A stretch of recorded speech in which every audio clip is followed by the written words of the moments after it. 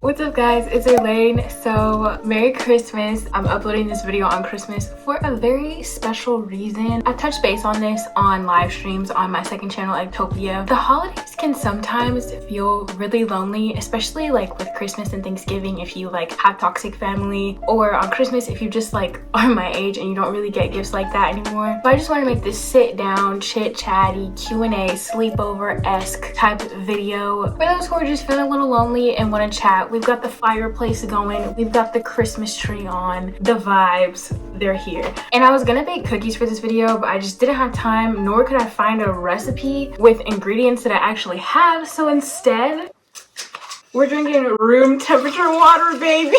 Like, we literally don't even have coffee, so I can't make that. But anyways, cheers. But first, word from our sponsor. premiumjane is a committed company that thrives on producing high-quality CBD products. They specialize in CBD oils, but also extend to CBD gummies, bath bombs, topicals, capsules, and even products for your beds. CBD, or cannabidiol, if I'm saying that right, is a natural compound found in the hemp plant or cannabis sativa. This is not to be confused with cannabis indica or hybrid cannabis due to the differences of the THC content in them. THC is another chemical strain in the cannabis plant that gives the high feeling when smoked or consumed in any way. A THC content higher than 0.3% is found in strains of cannabis indica or hybrid. So what's the difference between CBD and THC? The overall THC content and its potential benefits or side effects. Full spectrum CBD product may contain less than 0.3% of THC, but this allows for not having to contract a full body high or intense psychoactivity found when consuming THC amounts higher than that. All of premiumjane's CBD products are lab tested routinely to ensure that quality of safety, purity, and potency. And for those who are wondering, hemp-derived CBD products with a THC content of less than 0.3% are federally legal in the United States, so be sure to check as laws of restriction vary from state to state. CBD has a list of health and wellness benefits without the highs of cannabis indica, which is why countless people prefer CBD over THC. These benefits include things such as anxiety relief, help with insomnia, and remedying types of pain. I was able to try out premiumjane's 300 mg citrus-infused CBD oil, which is a great flavoring alternative if you don't like that taste of bitter. It still tastes like oil low-key, but has a nice tangy zing and scent to it. Oh my god, it smells so good. I've been using it twice daily, once in the morning after I brush my teeth and at night before I go to bed. To use, all I do is take half of a full dropper underneath my tongue, let it sit for 30 seconds, then swallow. As some of you know or will know later in today's video, I've been struggling with an intense amount of anxiety these days for what feels like countless reasons. After being able to try this oil out for a while, I really have felt a sort of relief ping over me throughout the start and ends of my day. I know it sounds cheesy and very advertisement of me to say, but it's really the truth. I prefer not to smoke CBD as those days are behind me, so this was a really great alternative of CBD consumption for me to find. premiumjane's oils are organic, vegan, non-GMO, and made with only 2 ingredients: hemp oil with activated CBD and MCT oil, which is a lipid they naturally extract from coconut oil. This all means that you're getting a pure, healthy, and whole body product. So if you're someone interested in purchasing a CBD oil or one of the many other CBD options premiumjane has to offer, use code ISC to save 20% off your order. Check the link in the description to head to their website now. And thank you again to premiumjane for sponsoring today's video.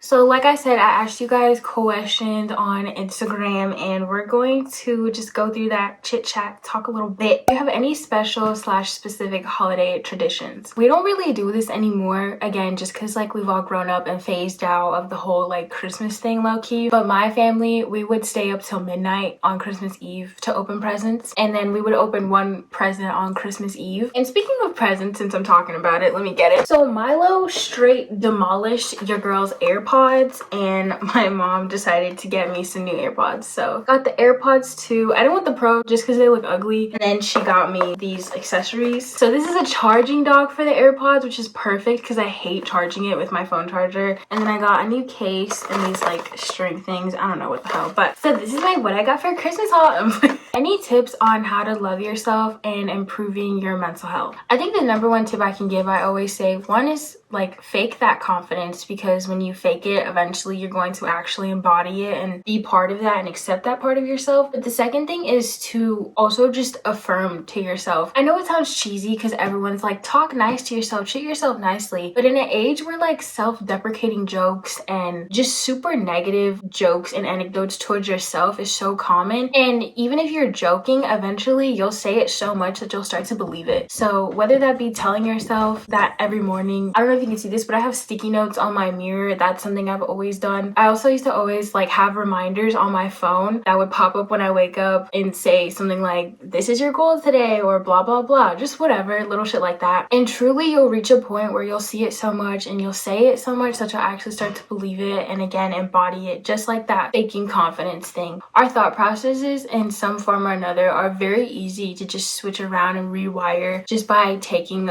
little bitty practices here and there. And the same thing applies for your mental health. I think it's important to acknowledge any problems that you're having or things that you're dealing with, figure out what the root is, what's causing them, and then take those next steps to resolve it. I just write in my journal. I do these things where I just kind of record myself talking on my voice memos if I need to let something out. Just talk either to yourself, and if there's someone you trust, talk to them. If you have a therapist, talk to them, and just find any way to not only get those problems out, but while you're talking to whoever or whatever, you also might be able to find a way to work through it and figure out the root, and that can help you fix it even better. And always take care of yourself. Always take a break if life is going too fast. Sit down, do a face mask, take a nice long hot shower if your parents won't beat your ass for it. Literally zone out for like 30 minutes or an hour and just listen to music in the dark. Whatever calms you down, whatever gives you that peace of mind where you don't have to think about anything or anybody or whatever, do that and just take some time for yourself.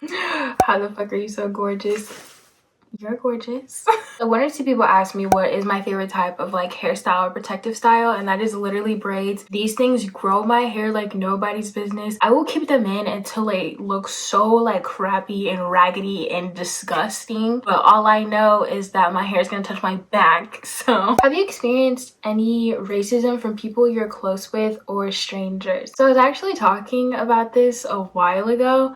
Oh my god, I'm still trying to figure out what specific like political party I'm still part of, because I'm still a learning, budding young adult American, right? All I know is I'm not fucking Republican, right? So this was way back when I still went to my First Baptist church, and I was friends with the teen pastor, and my family was friends with the teen pastor and their family. So I was friends with their daughter. They had like 4 or 5 daughters. I don't even know, too many kids. And I was friends with the oldest. So this was around the time the Obama Mitt Romney election was happening, so I'm pretty sure that's like 2012, right? And I remember we were getting ready to go somewhere. I have no clue. And on the TV, they were talking about the election, and their mom goes, you know, hey Irlane, who are your parents voting for? And I didn't know what to say, but I also knew what not to say, if that makes sense. So I was just like, you know, we just hope that God puts like the right person in power, that type of stuff, right? And then her daughter is like you guys should vote for Mitt Romney. And you know, I would hope that most black people aren't Republican because they're not looking out for you, but it was like tone deaf. I didn't really think about it then, and obviously I'm laughing about it now, but it's just like, damn, that's crazy. You really have the nerve. Do you watch K-dramas? If yes, which one is your favorite? So I do watch K-dramas. Honestly, my taste in TV shows and movies is so shitty, I'm not even gonna lie. But my favorite dramas on like Netflix at least, I've watched Bride of Habeck. I love that one so much. Why can I see your story on my main? Because I have my IRLs hidden from my story because I get nervous when you guys watch my stuff. You're not the only one though. Anyway, that's my best friend. She also asked 2 more things. So the first one is the biggest pros and cons of having a platform. So frankly, I don't even like consider myself to have this like huge gigantic platform because it doesn't feel like that to me. Obviously, Ectopia has like 100,000 plus subscribers. I have 15,000 on here. So like I know I have the numbers, but I don't know, I just don't think of myself as being influential. I just feel like people don't listen to me, so it doesn't really feel like I have a platform, you know what I mean? The pro is having like all these people to talk to, all you guys talk to, so many different perspectives and stories and everything. Hearing you guys' like experiences and whatever is always fun. The cons, for one, I didn't think I had it in me to be this nervous or anxious, but my anxiety, I've already talked about this, has gone through the roof because I'm not used to talking to this many people. Back in the day, I had like 4,000, like 3,000 subscribers, and that's a smaller audience. But I've definitely noticed as the numbers get bigger, I get more nervous and I kind of shy away from doing this when I have more people watching me. Not to sound like a celebrity or anything. And then baby girl also asked,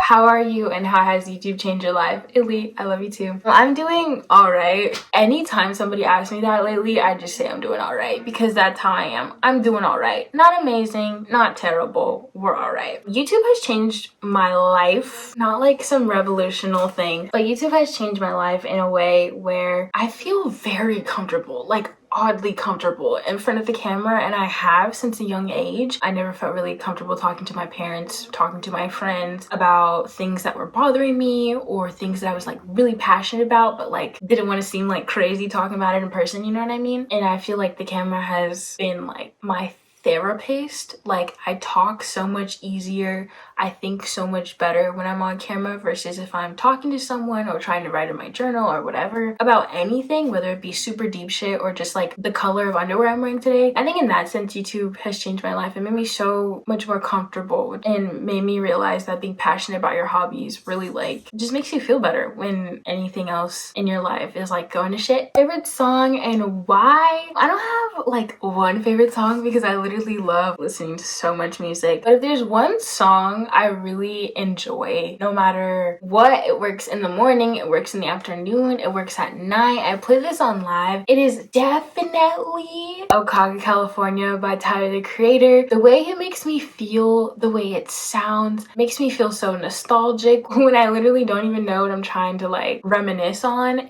The way it makes me feel is just absolutely insane, and also it sounds so sexy in headphones, and I'm so happy I got a new freaking pair of AirPods because the ones I had sucked and were like so broken, so music just didn't sound good and I wouldn't listen to it. There's a lot of Tyler the Creator songs that just make me feel so like orgasmic, not like in a sexual way though, you know what I mean? This is a really good one. Do you regret being inconsistent during key parts of your YouTube journey? This one made me pull out my journal. Like I started writing. That one got me thinking. I always like to say to not live with regrets, and I try not to live with regrets, but I'm not even gonna lie, I do sometimes regret those times where I just took too long of hiatuses, but I took them for a reason, not for no reason, and that's why I also don't regret them, because they needed to happen. After reading that, I realized that when things get big, I run away. Not run away, but I like shy away from it, and it doesn't make me want to do those things because that's when the anxiety goes up, as I said. For example, YouTube with numbers. As my numbers got bigger, I just got more and more nervous and scared and just like creatively blocked. I almost like shut myself down in every single aspect, and I just can't do it, so I stop. And that's why I took so many long breaks from this channel, and then I took a hiatus on Ectopia a few times. Like it just gets too much. I say this all the time, but I feel like you won't really understand unless you're in my place, because people love to talk shit about your girl for whatever reason. That's why I'm really just trying to hone on like doing what I want and doing what makes me genuinely happy and doesn't make me so nervous. And then I did the same thing with dance in high school. I was literally about to quit junior year because I was company captain. It was just a lot, and my body was like, girl, you can't do this no more. It was just giving out on me. I felt like I wasn't dancing to my best potential, so I was about to quit then. I mean, surely enough, I finished out, but I was literally so close to quitting, but my mom was like, no, you're not quitting. And my director was like, no, you're not leaving. Yeah, it's just, I do regret it because I feel like I could have done well in another reality if I didn't take those breaks, but I took them for a reason because I literally just could not be there. I couldn't be present. I couldn't be just relaxed. I couldn't be creatively or just myself in any form because I wouldn't let myself. It's obviously still an issue now, and I'm still trying to work through it because it's basically self-sabotage. I self-sabotage myself, not only just on the internet and dance, like I just said, but in a lot of aspects of my life. I've literally done it for everything. So I'm really friggin' trying to stop doing that because I hate it. It's definitely something I do not like about myself. I really fuck myself over when I just need to like relax, you know what I mean? What's your average screen time? I'll pop it on the screen now. Not to toot my own horn or anything, but I know it's not high. So how to not be a people pleaser. I would never say anything that I think would make them 1% upset, even if something is bothering me or makes me sad. I just don't want to upset others. Where you literally described everything that I've been struggling with like forever. Now what I'm trying to do is one, rewire my thinking, because like I said, I've been called selfish forever. You need to let yourself know that it's okay to like do things for yourself once in a while. And the second thing is you cannot make everybody happy. No matter how hard you try, no matter how much money you spend, no matter how much time you give them, no matter what. No one is ever going to be 100% satisfied with whatever you're trying to do. Because all you're doing at the end of the day, when you keep whatever is bothering you bottled up, whenever you try to make yourself small in situations where you feel like people are hovering over you and you don't want to make them mad, because I know that feeling too well. I'm still struggling with it, bro. If I know that somebody is more educated on a topic than I am, even if I know for sure like what certain facts are, I will just not say anything. I'll be like, yeah, you're right, even if they're like very wrong. Shit like that, like just know it's going to eat you up inside and you're gonna lose yourself. You don't want that. You want to be able to freely be who you are, freely speak your mind, and what you don't want to do is lose yourself and lose your character. So tell yourself that it's okay to be a little selfish, especially when it's like deserved. 2, not everybody is going to appreciate what you're doing for them, and if that's the case, you do not need to put energy into them or anybody. And 3, you deserve to be heard, you deserve to be cared for, you deserve to be loved. Those 3 things right there, you have to remind yourself constantly. I know conflict is scary, but life wouldn't be fun if we didn't have a little rumble and tumble every once in a while. You know what I mean? Aw, OMG, Irlane, I love you so much. You're my favorite. Whenever I watch your videos, I get so happy. Thank you. Speaking of dancing, at what age did you start dancing and how did you fall in love with it? Also, I love you. Keep smiling. Thank you. I love you too. I started dancing since 11. I was like more self-taught when I was younger because my father didn't want to put me in dance. And I used to watch Dancing with the Stars a lot too. So I'd always just try to copy them and like learn all these dance styles and all this terminology. And then I actually got like into dancing school and started learning it like actually from real people. And I've been dancing ever since. You guys know I used to be on 7 Big Dancers. Like I literally love it so much because again, I said this earlier, I'm not one who is the best at speaking unless it's like at a camera or just expressing myself rather. I was always so scared to do that because of people judging you and all that. I don't like giving people the opportunity to judge me. So I feel like with dance, especially when it's just like improvisation or freestyle, like you can really just do whatever you want. Like it's your body. Even though people give you steps, like it is up to you how you want to do the step. The way you want to share your message, even if it is a choreographed dance, it's like totally personalized. So that's why I liked it. Also, it is just fun. It's an easy way to like exercise without thinking about it so much. It's more fun than anything, and that's why I like it and love it actually. Do you plan on moving in the future? If so, where and possibly when? So I do plan on moving, and I do not mean with my mother. I feel very stagnant. I have lived in the same town. Before I moved, I had lived in the same house ever since I was like 4 turning 5 or 5. I can't remember. I moved here when I started kindergarten to Georgia, I mean. And now I live across the street from the high school, elementary school, and middle school I went to for all those years because they're all like right next to each other. You know what I mean? Like I'm just tired of being in the same place, seeing the same people, seeing the same area, and I'm begging for change. I'm literally begging for change because I feel like I'm stuck in a loop right now. So I do plan on moving. Me and my best friend. Oh, should I say me and my best friend? Because she want to be on the DL. I want to move. I want to study abroad in Korea. I don't know how that's going to work with like COVID and stuff. I either wanted to go abroad, or if I move, I'm moving across the fucking country. But like, I just want to go. So hopefully that can be in the works by 2021, 2022. I want to move to the West Coast, if not to Korea or like Canada, or go up north because I've never been up north before. So like New York. Because once your girl's gone, she's never coming back. Georgia gave me a whole lot, but a whole lot of nothing. I feel like Atlanta is just not the city for me. I don't really mess with the people or the vibes, so that's why I'm just ready to go. Who is your fave K-pop artist? My ultimate bias is Yu from GOT7. Please stream Breathe. Please stream Last Piece. Thank you. I have a boyfriend, but I have feelings for someone else. I'm no relationship counselor, especially with my track record. I know it's easier said than done, but really the only thing I can tell you, and the only thing I feel like anybody would tell you in a situation like this, is to be honest with your boyfriend. Do not keep it in. That's not gonna help anybody, especially not you, because all you're doing is just killing yourself inside. I know it's gonna hurt the other person, but you have to be honest. You cannot keep that shit locked up. If you've liked someone someone, whether it be for a short time or a long time, that isn't your boyfriend, you need to be honest. And whether it might start a fight or an argument or whatever, things happen, life happens. These type of things are supposed to happen in some form or another. Just make sure that it's a healthy resolution, and whether you guys break up or whatever the case may be, as long as you're being honest and being open, that's all you can really control, frankly, on your side. I hope that if you do, I'm giving you the courage, I'm sending it through the screen. Good luck, and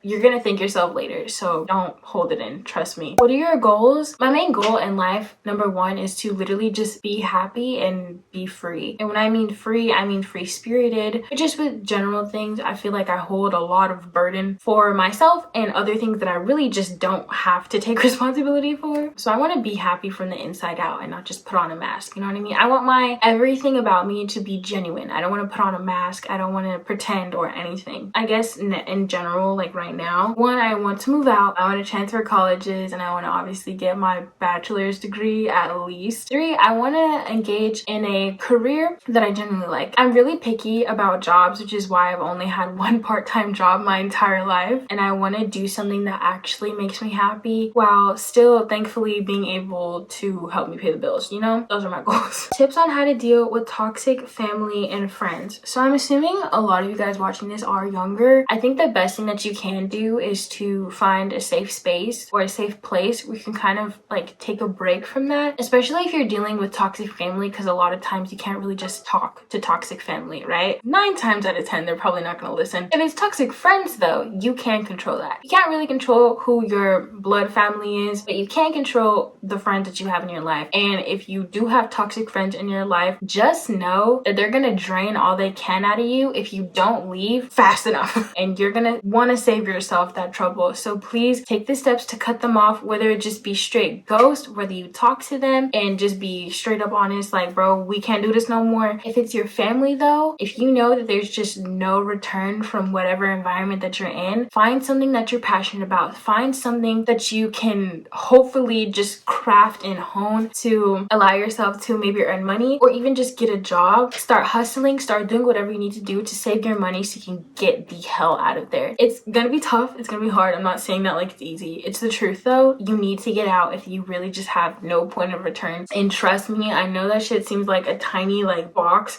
but there's always gonna be a bright side. There's always gonna be a light. It may take a while, but it's there, I promise. And I really hope that things are going well for you and just everyone who's watching. I think that's it. Take another sip. I hope that you found comfort watching this. I hope that you found advice from watching this. I think last Christmas I felt kind of lonely. Even though I was with my family, it just didn't feel like Christmas, especially now. Like, we're in a freaking pandemic. I know it don't feel like the happy holidays, you know what I mean? I hope you got your favorite holiday cookies, holiday drinks, whatever you like. I'm actually gonna leave my Christmas playlist in the description on my Apple Music if you want to listen to that, so we can, you know, be jamming simultaneously, even though we're not like in the same place, you feel me? And as always, just thank you guys so much for the love and support and everything. It means the absolute world. I really hope you guys have a bomb Christmas, or at least I hopefully helped you have a more bomb Christmas if you're feeling a little down in the dumps. I know shit is really hard, especially these days, but always look up and know that there's something out there waiting for you. Thank you again to Premium Jane for sponsoring this video. Again, links in the description, discount codes and all. I love y'all. Merry Christmas, and I'll see you in my next video. Peace out. And the sky up above.